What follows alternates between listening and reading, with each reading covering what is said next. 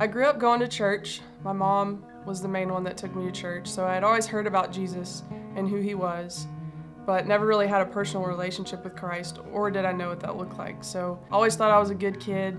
I obeyed the rules. I did a couple things. I disobeyed my parents sometimes, but I always thought I did the right thing. And I came to the University of Arkansas to play softball. In 2004, I got caught up with the wrong crowd, drinking and partying and all that kind of stuff that typical college students do. But I had a teammate, and she had a personal relationship with Christ, and she really showed me what it looked like to walk with the Lord daily and to play your sport, to honor God. And because I'd never seen that before. I never knew that your relationship with Christ was something that you lived out every day. So that was inspiring to me, and it turned me on to wanting this relationship, wanting what she had. And so my sophomore year, I gave my life to Christ, and I started walking with him. After I graduated with my undergrad in 2008, I knew at that point I wanted to do something with sports and something relating to my relationship with Christ.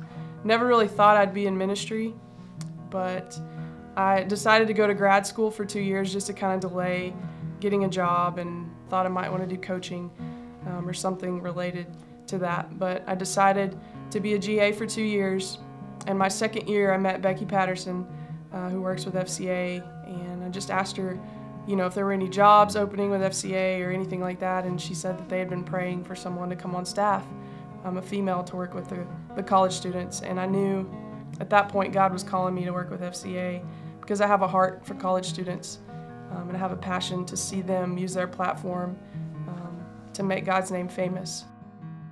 11 months ago, I lost my mom to cancer, and that rocked my world. She was my best friend. She's the most caring, selfless, nurturing, loving person I've ever met in my life.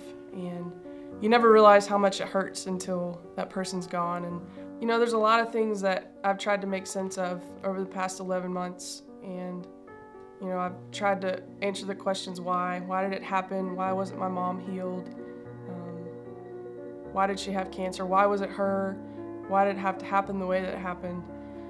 But God has been just faithful to provide me with one answer, and that's that He's my strength, and that He's enough, and He satisfies, and His grace is sufficient. And so I'm just resting in that promise and trusting in that. But it's been tough, and life has been hard for me, and I'm in a place where I've never been this broken in my life, and I've never truly known what it meant to be dependent on the Lord and the Lord alone.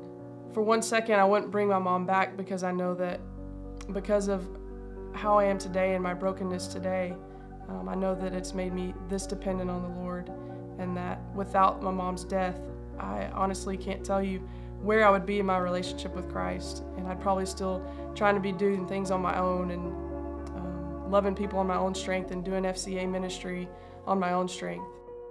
Losing my mom has challenged me to just hide in the shadow of the wings of the Lord and trust that in His presence I'll be filled, instead of doing ministry, as an outpouring of what I think I can do in my own strength and the knowledge that I have in my head, but yet it's an everyday thing where I have to sit at the feet of Jesus and let Him fill me up. And I can truly say that I'm empty now. After losing my mom and being broken, God has just so tenderly just reminded me that He will fill my cup, and that out of that filling, that He will overflow out of me to those that I'm trying to minister to and love on. My name is Dayna Huckabee. I have a coach. His name is Jesus.